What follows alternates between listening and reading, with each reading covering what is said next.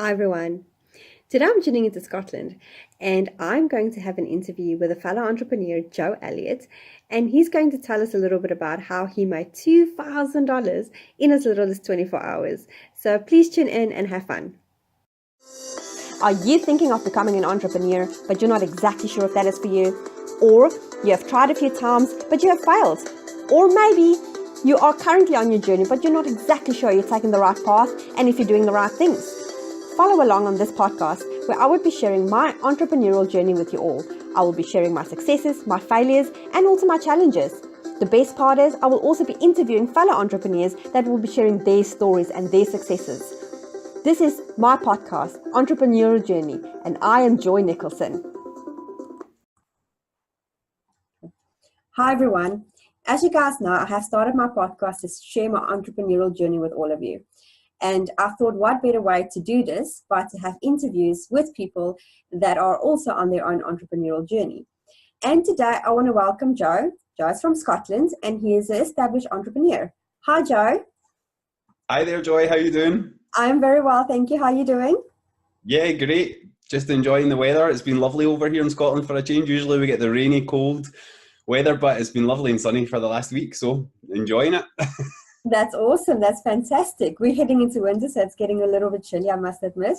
I'm sitting here with my little boy's Batman blanket over my legs. I have to confess, it's a bit chilly.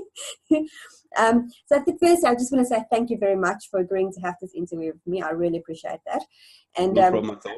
It's tricky with the time difference, so we have to make the sacrifices. So I thank you for that. So just jumping straight into it. So would you mind, Joe, telling the people where you're from and where you grew up? Yeah, sure. So I come from Scotland in the UK, and although we don't like to class ourselves as part of the UK, we like to think we're on our own. So if you've watched the Braveheart film, so I come from Scotland in the UK in a place called Glasgow, and I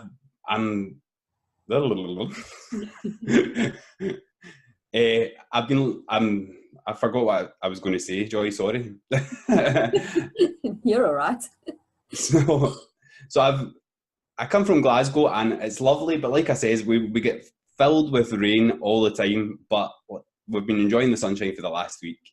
That's awesome. That's great. And what's your hobbies? Like if you just have a day of doing absolutely nothing, what would you do?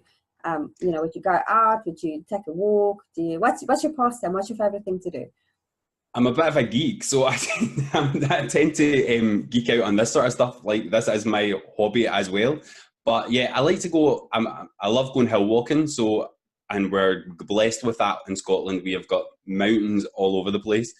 Although in some countries they might not class them as mountains, but we class them as mountains. So it's good to just go out and go and climb a mountain. I love taking my camera with me. I love photography and stuff like that. So it's just good to get the fresh air and get away from the city. I just love it. That's awesome, and it's nice to just get that fresh air in. That's for sure. Okay. Yeah, definitely. So, as far as your entrepreneurial journey goes, when did you realize that you wanted to become an entrepreneur? And what is that first thing that triggered you? Did you come from a family of entrepreneurs, or did you just always know that you wanted to be an entrepreneur? What is that thing that made you take that step into becoming an entrepreneur? So we're going back probably about 10 years now. And I basically kind of fell into it. At the time, like I was going through a period in my life where I was working 5 night shifts every week. I was a psychiatric nurse and I was working 5 night shifts every single week. And the money wasn't supporting the lifestyle that I wanted to have. And I was constrained. Like I had to go and do night shift. I had to get out at this time. I had to do that. And I was just, while I was out actually hill walking, I was surrounded by the most beautiful scenery. And all I could think about is I'm absolutely miserable. I don't know what is wrong with me. Like I'm making money. I'm still being able to keep a roof over my head. I'm still able to eat, but that is pretty much all I am able to do. And getting out and stuff like that was really, really, really limited. It got to such a stage that over a few months, like my life started to get a lot more weird to say. And basically I was starting to experience a lot of the symptoms that I'd seen in my own patients. And I ended up over the next few months deteriorating quite fast and like hallucinating, becoming really, really delusional. Oh, wow. And I got diagnosed with schizoaffective disorder. So after that, and after like about 6 months to a year worth of treatment, I was able to go back to work, but I started to come back again once like my symptoms started to get worse again. Once I was starting to get stressed out, like, and starting to hate what I was doing. Yeah. So basically I thought, right, this is the time I need to do something. And as anybody does when they're in that position, you go to the internet and you type in, how do you make money online? Because you know that if you can do it online, you can do it from home. Yes. And it's a bit more, you've got a bit more freedom. And I actually fell on drop shipping at first. And back in them days, you used to use a software called Zencart, and you would install it in a domain and you would set up basically your own shop front. Okay. But I just couldn't get the promotion side of it. Like, I had a store up and I had products there, but I just couldn't get people to come to it. And it was around this time that I fell on affiliate marketing as well. And I fell in love with affiliate marketing right then, but because I'd set that up, I wanted to try and make it work. So I was like, put affiliate marketing in the back burner and worked hard trying to get people to buy these products. And it was like fragrances that you could buy in the shop for like, well, it would be £30, which is probably about maybe $40. And I was selling them for like $50 because I needed to make a profit off it as well. So, but I was listening to all the gurus of that sort of industry, and they were all like, don't worry about price, don't worry about price. So I'm not worrying about price. I'm just like, no, it's this, that, and the next thing. But anyway, after that, I think I came across Pat Flynn in the Smart Passive Income podcast, and he started to like go more on about the affiliate marketing. I thought, no, I really want to give this a try. I've gave that a try. It's not worked for me. I just can't make it work. And it was around then I started to build like small affiliate sites and basically rank them in Google and get traffic from Google. And that was that showed me that what I was doing was actually possible to make a business out of this. Yes. And I focused on that for a good maybe year or two, built a few sites up, and I sold one of them for just over 12 grand. Oh, wow. So like my first big income. And then after that, I sort of came across another course, and it was called Google Sniper. It gets a bit of a bad rep in the internet marketing community, but back in the day, it was all the rage. And in that, they taught a thing called launch jacking, where basically you take over a search engine results page for a product's name plus review. And because it's launching, there's very little competition, and it's easier to rank on that search term. And when launch day comes around, because of the amount of buzz that everybody else has created, you basically you get a lot of traffic on day one. So I done that, and then I was like, that was where I first started to dabble with paid advertising. And I thought, right, there's no way that if I can't rank this on page one, I still want to be on page one. So I'll pay Google to put me there as well. Yeah. But I did rank on page one, and I did pay to get on page one as well. So I had 2 listings on page one, and I made $2,000 within the launch day itself. And that was like, I was like getting more into it now, and I was starting, and I'd done things like that for basically the last 10 years just to like, but nothing's been consistent. So it's just in the last maybe 6 months or so, I've looked at taking this, what I've learned over the last 10 years, and hoping to help inspire people and teach people how they can do the same sort of strategies, but turning it into a long-term business. So when you say the launch date with that $2,000, was that like a 24-hour thing that you made $2,000 with? Well, it was 24 hours from the product launched to like earning the money.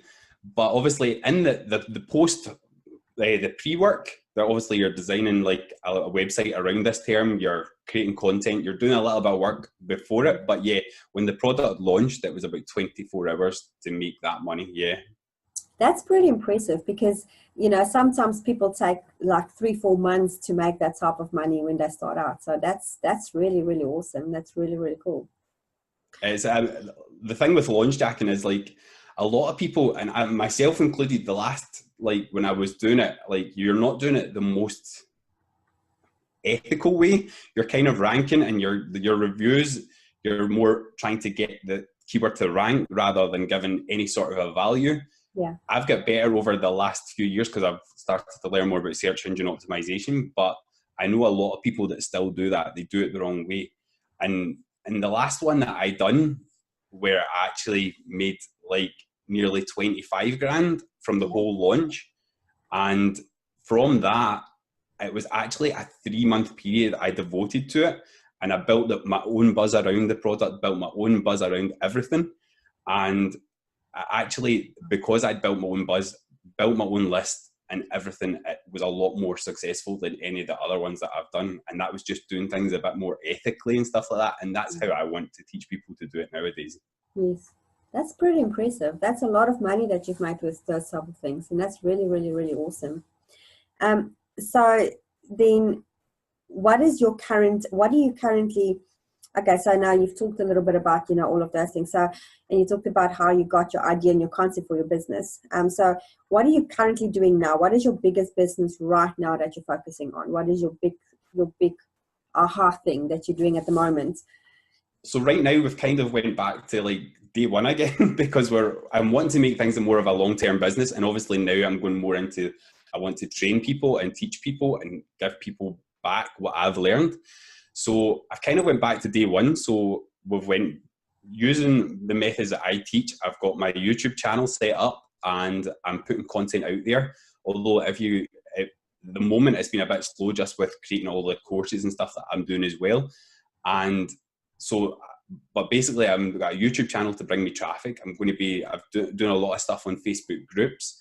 Yeah. And the end goal is that we've got a 4-day free training course that people can sign up to, which will then bring them into a bigger course as well. Because like I always say, your front end is just to get people to join into your list. Like you make your money on the back end of your email list. Yes. Yeah, that's very, very true. That's very, very true.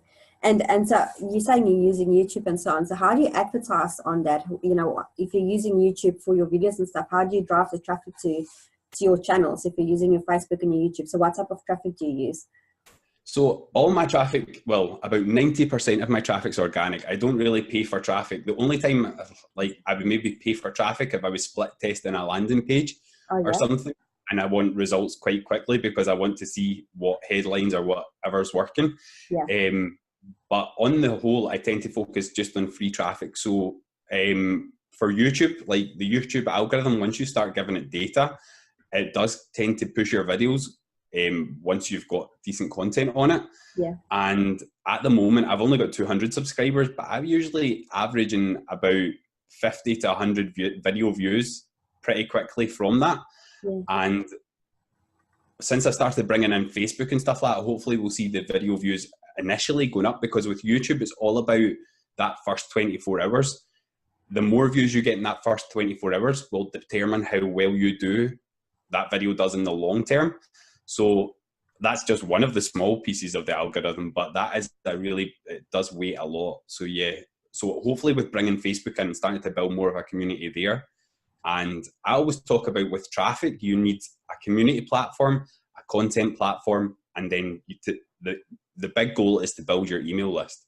Yeah. So like my community platform is Facebook and my content platform is YouTube. So hopefully the community platform should help the content platform. Okay. If that makes sense. Yeah, I understand. So now what's your trick to get traffic to your YouTube channel in that first 24 hours? Is it just the subscribers you've got at the moment in YouTube notify? Well, I've got my subscribers in YouTube that would help drive traffic to these to the newer videos, but also I go onto Facebook and I'll reach out to people and I'll post it in my status, and I'll just reach out to as many people on Facebook. I've a lot of friends with influencers and stuff like that. So over the 10 years, you make friends. So a lot of them will share the video as well. And yeah, that's basically it. It's not that exciting. When I first started, I was like really into like influencer marketing. Not when I first started, but I started to fall into influencer marketing. So like when it comes to reaching out to people and getting to know people, I've I've built my own way of doing it, and it works really, really well for me. And it's just about being a nice human being, really. Yeah. I mean, I'm sure I'm not the only person that gets these emails from like companies trying to sell me SEO and stuff like that. And their outreach is horrendous. And it's like, really, you could actually get a sale here if you just put a little bit of time and effort in to writing that outreach email or whatever. Yeah, no, definitely. I completely get that.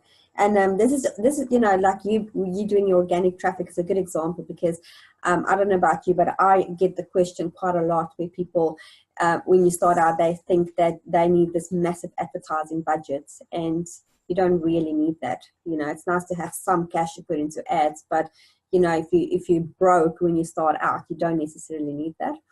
Definitely, I agree with you on that. So what is your mission on the outset? What is your mission with your business going forward? What do you aim to achieve? Yeah, so hopefully with it, like, obviously money's a thing that you're obviously trying to get, but that's not like the reason what's keeping me here. Like, a lot of people say, oh, we need to make money, we need to do this, but it's not actually the money that's the driving factor. Like, if you say to somebody, like, why do you want to make money? That's what's driving them, because that's what's their bigger goal. So my goal is just to make my life a lot more free, like, so that I'm not constrained to time as much, so that I can do more things, like do more hill walking, get out there, take more photos. And I'm not saying I want to sit in my backside all day, but I just want to have more time to do the things that I love. Yes. And like, if you're working a 9 to 5, that's like kind of impossible.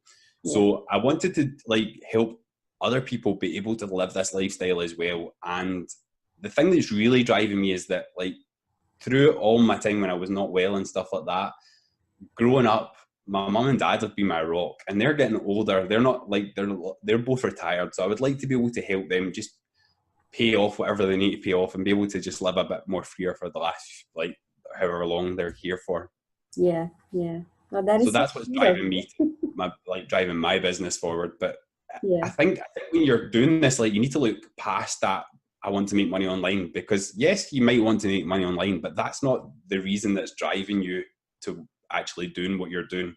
Because money, if you're just striving for money, it's not going to be enough to keep you in tune. Yeah, it's I completely agree with you, because money is like a desire. It's not a real thing that, that like fuels your fire type thing. Totally. I completely get that. I completely do. So what is the type of struggles that you face? What is your biggest struggle or your biggest challenge that you face? I can say on a weekly basis, maybe, what is the biggest, I can say, like, rock in your road that you have to roll away? Probably my own head.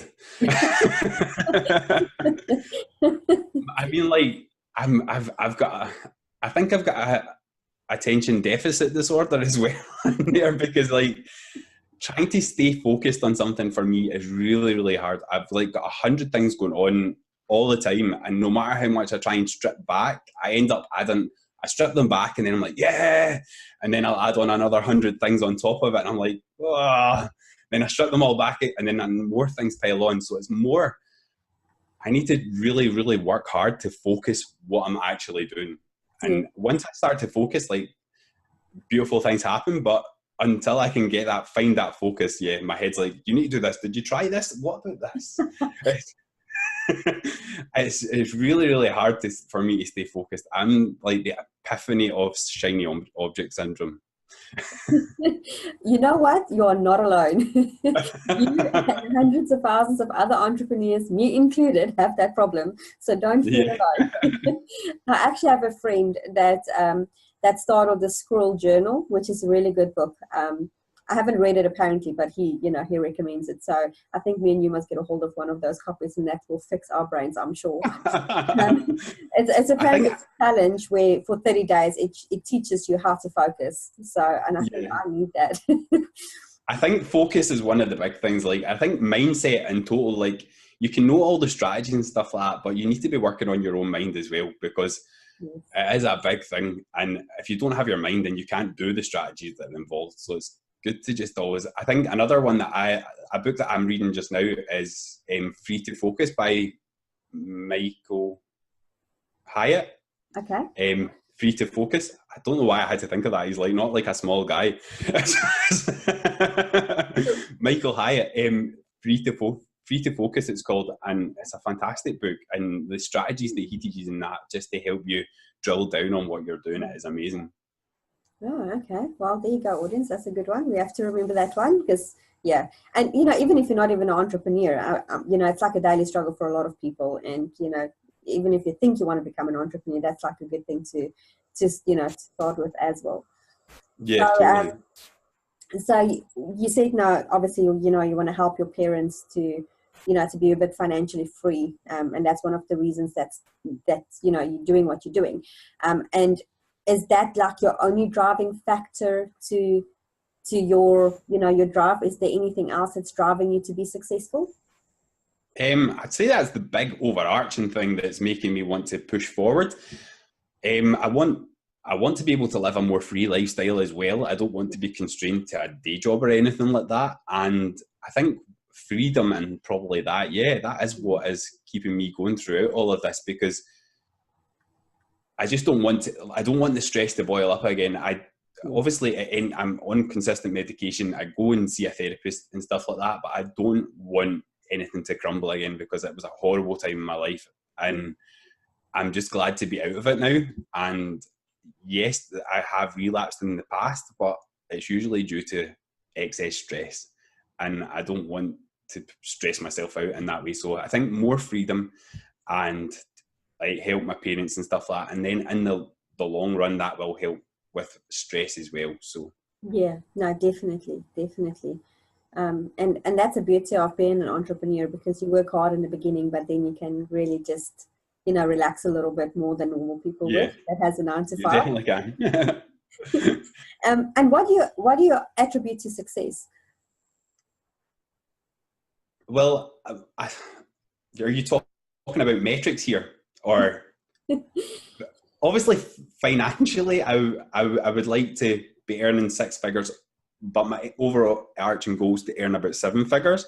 But we're going to aim for 6 figures initially with this business, and hopefully that will help with a lot of that'll make it. Yeah. Hopefully that will make everything feel more successful. But I think, like, in terms of like metrics and stuff like that, the only thing that I'm really focusing on is that things are happening consistently. Yes. Because if things are happening consistently, then you're not worried about what's happening next month, what's happening next year. You know, things are happening consistently. Yes. And if you're not stressing out about what life's going to be, then I'd say that's pretty successful. Yes, I completely agree with you on that. Definitely. I went round the long way to tell you that. So tell us, what are you currently working on? What is your current project? Yeah. So now we're working on, it's called the Lifestyle Design Academy. And it's basically, to get into it, it starts off as a 4-day free course. And throughout that, we're basically just, that 4-day free course is just like your eye opener into how to get started and start a profitable business in 90 days. And then after that, we've got a really decent bonus training inside that as well. But I'm not going to say too much about that. So if you want to go and see what that is, you'll need to go and take that 4-day free course. that sounds really cool. So what is, where can people reach this? And, you know, do you have any links? Do you have any websites? What can you share with us? Where can the audience go and find this from you? Yeah, sure. It's, if you go over to the lifestyledesignacademy.com/free business course, and that's all one word, the free business course, and that'll take you where you can join the 4-day free training. And inside you, we're building a Facebook group as well, so you'll be able to chat with everybody and help each other. That sounds awesome. Great. Thank you so much. I appreciate that. And I appreciate you having this interview with me. It was really great talking to you. And it's always nice and refreshing to hear people's stories. And it's surprising that there's quite a few things that we share as entrepreneurs, which you don't always realize that you do, you know, and it's funny enough, but once you're on your entrepreneurial journey, making money is not the biggest driving factor that a lot of people think it is. So yeah, it's really refreshing to hear that. So thank you so very much, Joe. I appreciate your time. Thank you so much for having me. It's been lovely.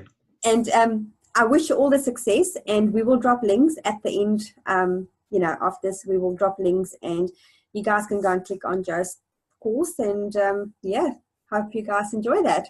And thank you so much. Thanks, guys. Thank you. Bye.